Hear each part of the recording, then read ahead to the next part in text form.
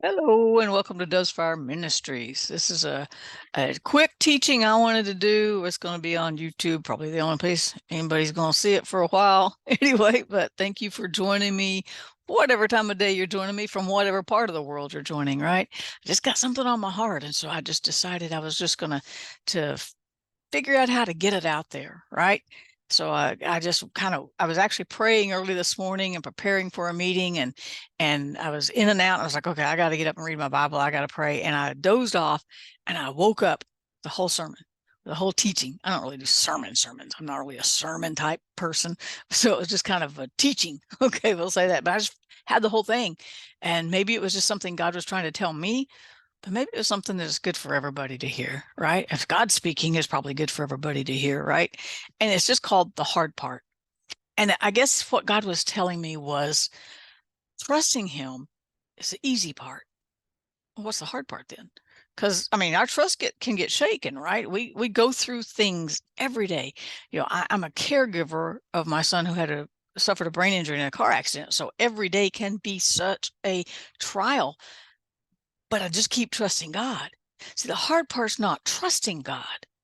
The hard part, even though trusting can be shaky sometimes, right? The hard part is waiting for God because we know God has us, right? Well, I don't want any other option. I'm not looking for something else to put my trust in. I'm going to keep on trusting God no matter what happens. And it can be hard. It maybe take me some time to work back into it, right? To where I feel like I trust him again, so to speak. But I'm not looking for something else. Trusting him is actually the easy part. The hard part is that wait. And that's what I want to talk about a little bit in this short, I hope it's short lesson. Our Bible heroes, they we revere them, and they are our heroes because they trusted God through harsh circumstances, right? David faced Goliath. Daniel faced the lion's den.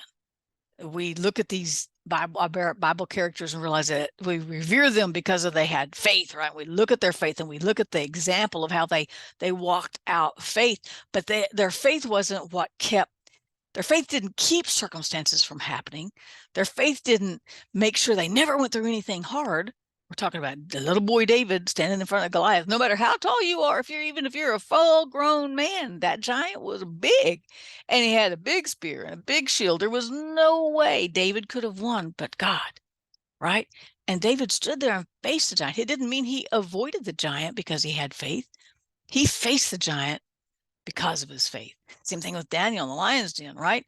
So, and the thing is, we're going to go through stuff. Faith doesn't prevent bad things from happening, but it carries us through those things. Faith carried all of our Old Testament heroes through till Matthew. All those 2,000-3,000 years, that space till we get to that 400 years of silence between Malachi and Matthew, and then Jesus was born. It took faith. They wrote about things they could never have even imagined on their own. And a virgin shall give birth. Did Isaiah stop and go, what does that even mean? Right? It was by faith they gave the utterances of God. Isn't it the same today? Because when we get a word of knowledge or a word of wisdom or a prophecy, or we see something in the spirit realm, don't we still have to have faith to go, okay, this doesn't make sense here, but I know God said it here, right? There's an element of trusting God there, an element of believing God in spite of what we see, in spite of what we've been told, right? In spite of what's going on around us. See, it's easy and admirable and good to declare that we trust God as we go through things. Isaiah 43 is one of my very favorite scriptures. I've got a bunch of favorites, so just hang around. You'll hear another one, all right? But it says, don't fear. I've formed you. I've redeemed you. I've called you by name. You are mine. When you pass through the waters. He did not say, when you go around the waters, when I build a bridge, when I part the sea and you walk across on dry ground, which did happen, right? Happened more than once even, right? But he says, when you go through the waters, still with you. When you go through the rivers, they won't overflow you. When you walk through the fire, you won't be burned, for I am the Lord your God. Whatever you're going through today is not going to destroy you. Why? Because God is there with you. He did not, your faith, and let me say something. When things get really hard, it's so easy to go, I don't have any faith. If I had faith, it wouldn't be this hard. If I had faith. And we tend to minimize the power of trusting in God, and we tend to think that we're not in faith because difficult things happen or hard things came into our lives. But that's not true. Many times those things come because we have faith, right? The disciples were following Jesus when he said, get in the boat, go to the other side. And a storm came. He didn't prevent the storm. He didn't put them in a bubble and they float across, even though the storm was all around them. They had to go through that storm, but they were obeying Jesus and still went into a storm. Moses came to the edge of the Red Sea. He had obeyed every little order God had given him, every single instruction, and yet he still found himself on the edge of on the bank of the Red Sea with Pharaoh's army coming in behind. But he had obeyed God to get to that point. He wasn't there because he didn't have faith. He was actually there because he did have faith, right? So we can't measure faith by our circumstances. We're going to have circumstances, but in those circumstances, we are going to trust God. We have to believe what God says, even when we don't understand it, even when we don't get it. And we've got all these Bible examples. How about the Virgin Mary? How am I going to have a child? I haven't known a man, right? This is for adults. Right? She had to believe God, even though it didn't make sense in her head how it was going to happen, right? David was anointed king for years and he believed it, even though it didn't happen for years. And he spent so much time hiding in a cave, so much time running from Saul. It couldn't have made sense in his head, but he knew what God had said. He's going to be king, right? We have Joseph's dreams. He had the dreams that his family was going to bow down. And I'm sure when they sold him into slavery, when he spent those years as a literal, actual slave, you guys, and then he ended up in Potiphar's house. God always elevated him no matter where he was, but he went through some stuff, right? It didn't always make sense, but it was still God's word. Abraham's promise. What about Abraham? Abraham went, I'm just getting too old. And even as he got older and still hadn't, even after he got the promise, it was, I think, 14 years or 16 years before he actually had Isaac. He had faith, but the waiting, the in-between was the hard part, right? The difficulty comes when we're walking it out, what God says, right? Abraham waited years for Isaac. David waited years and ran from Saul for years before he became king. Joseph sold into slavery. He had all these things before he had years. Mary had to have faced a crowd that didn't understand and definitely didn't believe. I mean, come on. Come on. I don't care if it was a Virgin Mary. If she stood here and told me she was pregnant and never had relations with a man, I'm going to say, I don't think God's even in that. I mean, is that even God? Our brains kick in at some point, but she stood up to people who didn't even understand, and God used her in that moment. But she had to walk through that, trusting God that she had the child, the Son of God inside of her. She had to walk that out. That was not easy. It couldn't have been easy. It had to have blown her mind to try to understand what God was doing with her, through her, and in her, right? Quite literally, right? The hardest part isn't trusting God. We trust God when we don't see, right? We go ahead and trust God when we face difficult circumstances. We go ahead and trust God with our children, for our families, our loved ones. When we trust God to provide, we sometimes ask for more, but we trust God. That's not the hard part. The wait, the in-between, that's what gets us. It's that in-between time, and the story that came to mind this morning, and one of them was Samson. Samson, God promised that he was going to wipe out the Philistines with Samson in Judges. His story's in Judges 13 through 16. And God said, don't cut his hair. He doesn't drink wine. He's going to be a Nazarite from the time he's born, and he's going to be strength. Don't cut his hair because that's his strength. And he took a vow, and we know he was seduced by Delilah, and he let things get in his way. And it was that weight that got him. But that didn't stop God from doing exactly what he said he was going to do with Samson. As a matter of fact, in his death, he killed many more Philistines than he did his whole life all compiled together, right?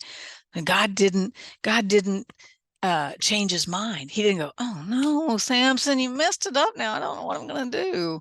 No, God knew Samson was going to mess up before he called him, before he watched him form in the womb, right? And here Samson goes running to Delilah. He gets seduced. She seduces him, and he fell for it. And eventually he finally told her the secret, and he lost what God had said he thought, right? How horrible would it be those years after he had just the fact that he had his eyes gouged out? Had to be painful. I can't even imagine that, right? First off, and then to not have his sight. Did he think God forgot about him sitting in that cell? As he was in that prison? Did he think that God changed his mind about the promise? I mean, these are things that would have run through my mind. I'm just being honest. Did God change his mind? I've thought of it many times. Did God change his mind? Things happen, and it's like, where did that go? How's this promise going to happen? And even and the hard part is just the waiting. The hard part is that in between part. The and the hardest part is not trying to help God out. Abraham found that out the hard way, right? But God always comes through. Isaiah 40:31 says that those who wait on the Lord will renew their strength. It doesn't say those who tithe will renew their strength, although that's a good thing. Don't not do that, right? Those who give, renew their strength. Those who go to church, those are good things to do, and we should do them. Those who are good to other people will renew their. No, he says those who wait on God. That's where your strength is renewed. But that's the hard part, especially when we can't see what God's doing. See, I don't mind waiting if I'm watching, like, well, I can watch a football game, I can cheer for my team, and I'm watching and I see they're working and they're trying, and I'm okay. But if I was blind and I couldn't see anything, I'd be going, what's going on? Are they going to win or not? Right? And so the hard part is that waiting, because we don't always see what God is doing. We don't always feel what God is doing. We feel the circumstances. We feel the weight of the situation or the problem, and we're trying to figure things out. But in Isaiah 30, it says this. This is another one of my favorites. I told you, hang around. I'll tell you my favorites, right? In Isaiah 30:15 and 18, it says this. It says, in returning and rest, you will be saved. It's hard to rest while you're waiting on God. But that's really what waiting on God is resting in what he promised you and trusting that he's going to do it, even when you don't see, right? And quietness and confidence will be your strength. Now, in this passage in Isaiah, the audience Isaiah is talking to, the audience went, nah, we don't want to do that. That's too hard. We can't wait on God. Let's just make it happen ourselves. We'll talk to Abraham about that again, right? And then in Isaiah 30:18, it says, therefore the Lord will wait. He's waiting. He's waiting for the perfect moment to be gracious to you. Therefore he will be exalted, that he may have mercy on you. Blessed are those who wait on him. It's so easy to read. It's so comforting to read. But it's also very difficult to walk through, right? Because the weight tries us. The weight tests our heart and reveals it to us. How much am I really trusting God? I may have to come to grips with the truth that maybe I'm not trusting him with everything. Maybe I got some things over on the side I don't want him to know, right? The weight strengthens us at the same time. It tests our resolve. And are we resolved to trust God? Is that it? That's it, right? So how we wait demonstrates the level of trust that we have in God. That's kind of harsh. Sorry about that. But how we wait lets us know if we are waiting going, well, God's going to provide. Here's how I wait. I'm like, I'm doing some publishing in Pakistan, and it's costing money. And I'm like, God will provide. That's what I tell our beloved brother there, Marcus. I'm like, God will provide. God will provide it. And then I go, I don't see any money. I don't know what I'm going to do. What can I do? I got to make more money. I got to find more. Come on, God, you got to come through with some money. But then when I talk to him, I'm like, God will provide, and I mean it. But it's that weight. And you know what? So far, every single time, God has provided. But it's that weight in between where I go, okay, God, I know you're going to provide, but I'm not seeing it come in. I'm not seeing the bank account fill up. I'm not seeing the funds to send over there to publish the books. I'm not seeing it. I'm still trusting you. And I can get real antsy about it, right? But that weight reveals how little I trust God or how much I trust God. And I do trust God, but I'm not quite waiting patiently yet, right? But I'm getting there, I hope.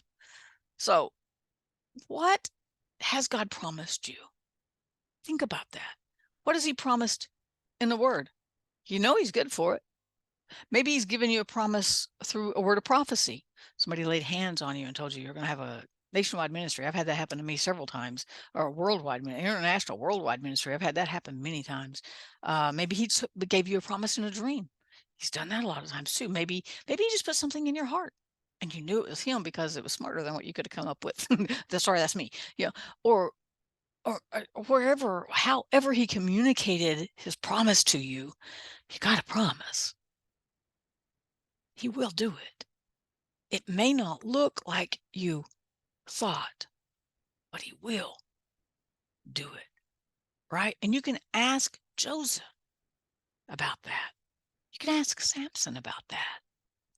They both spent years in between the promise and the fulfillment, and it was a rocky road in between. It wasn't a smooth surface. They didn't just wait, and Samson didn't just sit around and eat honey. That's what he liked to eat, right? When he got hungry, or honey, and kill the lions and stuff. He didn't sit around and do that. He actually disobeyed God and got himself in a bind. Now Joseph didn't do that, but Joseph spent years in prison for something he didn't even do.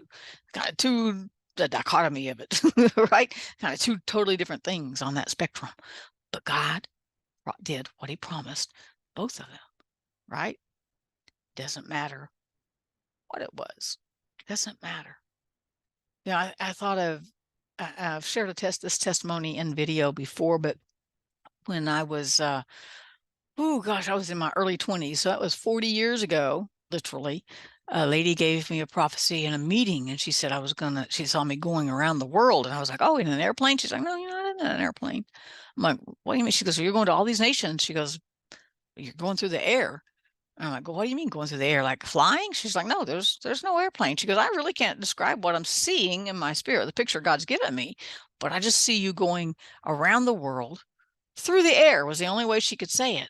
Well, you have to remember 40 years ago, we didn't have cell phones. We didn't have internet. We didn't even have computers in our home. We had a manual typewriter. As a matter of fact, we didn't even have electric typewriters, right? And so it's like, what are we going to do? So I prepared. I got I got my passport. I connected with ministers that I thought were going to help bring that to pass, and ministers promised to help. And their intentions were good, right? And I had one lady tell me, she said, do you have a passport yet? I'm like, no. She goes, well, what if I call you Monday and I need you to go somewhere? So she was really encouraging, and so I went and got my passport because she's going, do you have faith or not? And so then when my son had a wreck in 2008, I was like, because I was headed to Africa actually at that point when he had the wreck. And so I was like, well, now what? When I saw how bad it was and how much care he was going to take, and we're all 15 years on this side of it. And I'm like, I guess God didn't mean it. I wonder if Joseph ever thought that. He didn't write it down. I did. I filled up my journal. Maybe God didn't mean it. Maybe God changed his mind. Maybe God had something else in mind. Maybe he wasn't prepared for this. Maybe he said, oh, never mind. Or, oops, I didn't see that coming. It didn't make sense. But what I did do is package that back up in my heart and hand it back to God and go, well, I know now it will definitely be you doing it because it can't happen right now. It's not going to happen like I thought. And then I started getting calls to use Skype. This was even before Zoom, right? To use Skype to teach in Pakistan. I talked to Christians through, I was actually tutoring English, teaching English to high stakes testing for ESL students. And I actually have sang worship music in a public China school. Gets to do that by way of Skype. I talked to Christians in Russia that formerly couldn't have even talked about it. They told me their histories. I talked to believers in South America. And even though we were talking about school and I didn't bring it up, they always brought it up, right? I was careful to not bring it up. I taught a Bible, I helped with a Bible, facilitate a Bible study in the Philippines.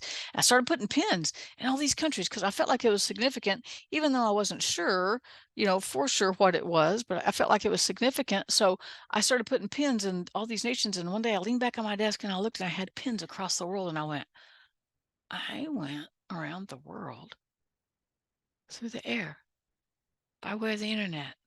By way of we didn't have Wi-Fi so much then, as much as just plug it in the internet, right? I'm like, God did it. And he didn't even need my help. I just did what came naturally. I just fellowshiped with him. I just trusted him. But the wait was not easy. Don't let that fool you. The wait was not easy. But let me tell you this: God will come through. He is faithful, even if we don't get it, and even if we're unfaithful. He's faithful. So keep putting your heart back in his word. Keep trusting him. That's the key to beginning the wait. That's the key to winning the wait, is just keep trusting him. No matter what it looks like, he's got you. He will not change his mind. He is faithful.